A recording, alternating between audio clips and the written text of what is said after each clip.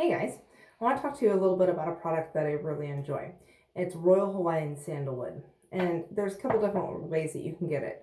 First of all, if you have no budget and you have a huge bank account, you can buy the oil. It's pretty amazing.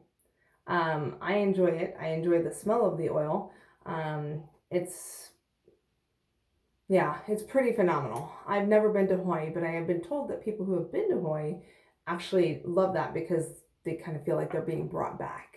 There's another product out there that has been out of stock for a while, and I just noticed the other day that it's back in stock, and that's Royal Hawaiian Sandalwood Hydrosol. So we'll talk about the difference between the hydrosol and the oil here in just a moment. So let me tell you a little bit about Royal Hawaiian Sandalwood. I'm using the Essential Oils Pocket Reference book, and you can use a desk reference. I know there's an app, but I'm taking some of my information straight from here, so if you don't believe me, you can read it yourself. It says it's been used for centuries in Ayurvedic medicine for skin revitalization, right? Yoga and meditation.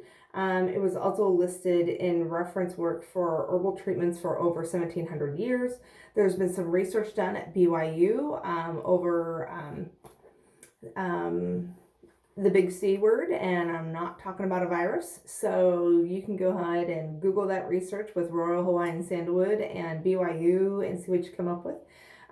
Also, there's a lot of medicinal properties that have been fabulous for. It's awesome, but I want to tell you more about the fragrance influence. It enhances a deep sleep, may help remove negative programming from the cells. Wouldn't that really be awesome? I mean, more rewarding sleep. It is high in I can never say this word, so please excuse me. Sequesterpenes that stimulate the pineal gland and the limbic system in the brain and the center of emotions. Okay, so it's responsible for releasing melatonin. Perfect to use this at night, right? A powerful immune stimulant and anti something or another agent that I can't say compliantly, can be grounding and stabilizing. So how would I use this? I'll tell you how I use this. So first thing in the morning, by the way, hydrosol needs to be refrigerated. So just to keep it really good, keep the scent there, because I'll talk about this. This is not just the oil, okay? We don't have to refrigerate these, they're fine. But this is a hydrosol, so I'll tell you in a minute how we get it. But first, the uses. And my bunny just dumped all of her food. That was the sound you just heard.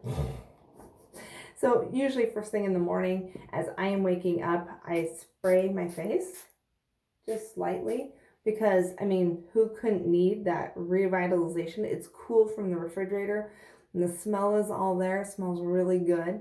And it just kind of helps wake me up a little bit. It helps with my skin. I just kind of leave it there. And then also at night, before I go to bed, I have to get my Life 9 out of the refrigerator anyway. And I usually just spray like one little spray. I've coveted this because it's been out of stock. So now I don't have to worry about it so bad. So anyway, I know as a wholesale member, this is hugely wildly expensive. But as a wholesale member, this is only like $12.50. This is a really good deal, you guys. Seriously. So I spray this on at night just to kind of like help that melatonin, help with the emotions, help ground me for night. I know people who use this for yoga. I know people who use this for a wide variety of things, helps to get them grounded and centered. I have also heard that when people are dealing with some spots on their skin that I can't talk about, there's some issues there. This has helped supported the skin regrowing back and all of those other things that, well, again, look it up. So I've heard of that, but in my personal experience, that's what I use it for. And let me tell you, last night I slept so well last night, really well. I just deep sleep, and it was really great.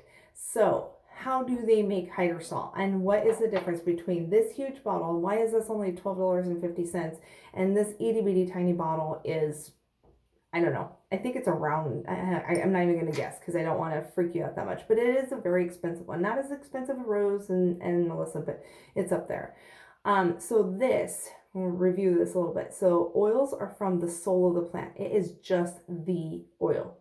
Nothing else. No carrier oils.